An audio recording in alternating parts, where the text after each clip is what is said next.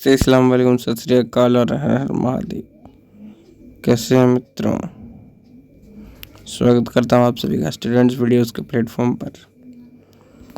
और आज का आपका जो वीडियो होने वाला है वो है वन लाइनर 50 प्रश्नोत्तर पार्ट 3।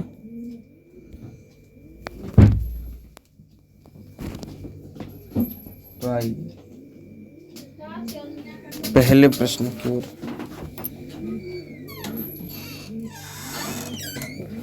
मूव करते हैं।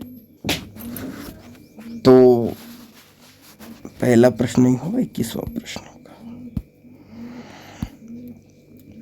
तो क्या है 21वां प्रश्न? लिखा हुआ है कि ज्ञानपीठ पुरस्कार किस क्षेत्र में श्रेष्ठ कार्य के लिए दिया जाता है? उत्तर साहित्य। सबसे पहले ये पुरस्कार किसको मिला था? किस महिला को मिला था? तो आशा पूर्णा को। हिंदी में बात करें, ज्ञानपीठ पुरस्कार सबसे पहले मिला था महादेवी वर्मा को, लेकिन जो सबसे पहले मिला था उसी का यहाँ मान्यता होगा, इसलिए हमको आशा पूर्णा ही लिखना होगा। ऑप्शन में दे दी तो लैंग्वेज के आधार पे दे तो फिर आप याद रखिएगा, बंगाली आशा पूर्णा, हिंदी महादेवी वर्मा। 22वां प्रश्न, आकाशदीप कहानी के लेखक कौन है? उत्तर जयशंकर प्रसाद। इनकी ही एक कहानी है, शायद कविता है, नहीं कविता भी नहीं है, एक नाटक है, चंद्रगुप्त और स्कंदगुप्त। ये दो नाटक हैं। हमारी ज्ञात होगा आप सभी को कि 12th क्लास में इन्हीं के द्वारा लिखा गया चंद्रगुप्त और स्कंदगुप्त से दो कविताएं ली गई हैं। एक तो है देवसेना का गीत और दूसरा है कार्नेलिया का गीत। तो ये सभी आप सभी को मालूम होने चाहिए। जयशंकर प्रसाद का एक बार जन्म जो है कमेंट में ज़रा छाप दीजिए, काम देगा। यदि आप 12 या उससे नीचे हैं तो, या उससे नीचे क्लास के हैं तो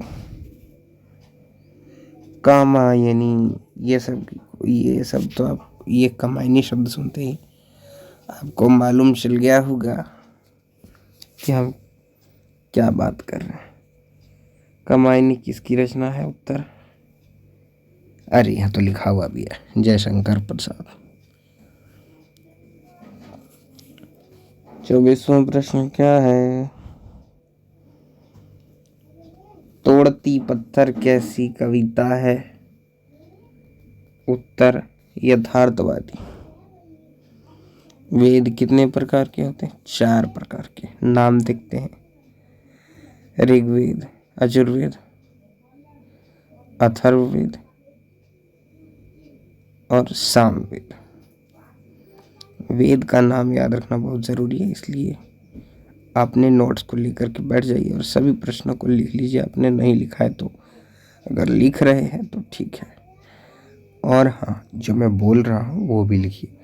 हमारे पास बोर्ड की संसाधन नहीं है, नहीं तो हम डायरेक्ट वीडियो करते और बोर्ड में सब कुछ लिखते जाते और आपको लिखने के लिए जो है हम उत्साहित करते रहते हैं। 25वां प्रश्न है, निराला को कैसा कवि माना जाता है? उत्तर छायावादी मेरे हिसाब से नहीं, क्रांतिकारी। हाँ, क्रांतिकारी। आपको इस कविता से मालूम चलेगा, सूर्यकांत त्रिपाठी निराला का एक है। या फिर अमरकांत, हाँ सूर्यकांत त्रिपाठी निराला जी का ही है। सरोज स्मृति, गीत गाने दो मुझे सरोज स्मृति। मात्र एक इसी कविता को पढ़िएगा तो आपको ज्ञात हो जाएगा कि हाँ वो कवि जी सच में क्रांतिकारी कवि थे। 26वां प्रश्न है, भक्ति काल की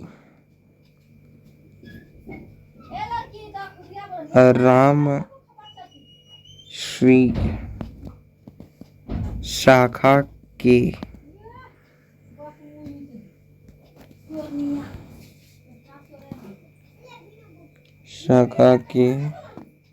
कवि कौन है? उत्तर तुलसीदास। वैसे यहाँ निम्न में से है तो निम्न में से हम कैसे कह सकते हैं? क्या ये चारों ऑप्शन जो है नहीं है? चार ऑप्शन रहते तभी तो। 27वां प्रश्न में डायरेक्ट लिखा है, हाँ समझ गए। 27वां प्रश्न है, उत्तर भारत में भक्ति का प्रसार करने का श्रेय किसे दिया जाता है, किसे प्राप्त है? उत्तर स्वामी, ए भाई हट तुम, हाँ स्वामी रामानंद जी को। 28वां प्रश्न है,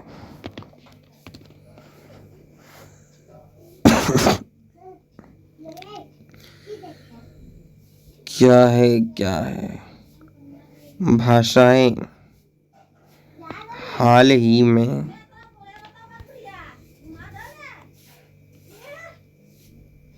प्राचीन भाषाएं घोषित की गई हैं? कौन सी भाषाएं जो प्राचीन घोषित की गई हैं? आपको निम्न में से परीक्षा में भी दे सकता है, इसलिए लिख लीजिए तो बेटर है। उत्तर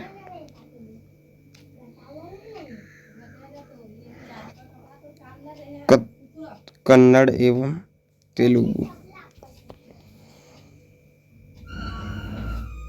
29वां प्रश्न, यह काम मैं आप कर लूंगा पंक्तियों में आप हैं? उत्तर निजवाचक सर्वनाम। अंतिम प्रश्न है, मातृभूमि पर शीशा पढ़ाने जिस पथ जावे वीर अनेक। इसका कुछ भी पता नहीं चल रहा, ना ही उत्तर ना प्रश्न, तो उसको छोड़ दीजिए और आपके साथ मिलेंगे यहाँ से इस बार 31वें प्रश्न से, जब शुरू हुआ रहेगा हिंदी साहित्य का 9वां रस कौन सा है। तो फिलहाल ही कमेंट में लिख दीजिए कि कौन सा है हिंदी साहित्य का 9वां रस। फिर मिलते हैं आपसे पाठ 4 के साथ। तब तक के लिए दीजिए हमें इजाज़त। जय हिंद।